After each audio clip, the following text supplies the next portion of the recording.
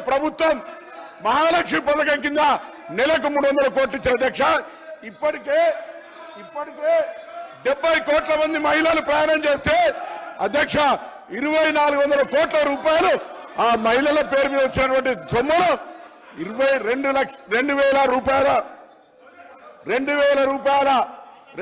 కోట్లను ప్రభుత్వం తరఫున ఆర్టీసీకి ఇచ్చినాం.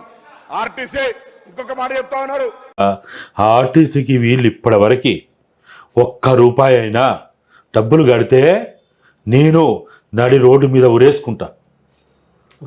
సిగ్గుండాల మాట్లాడడానికి.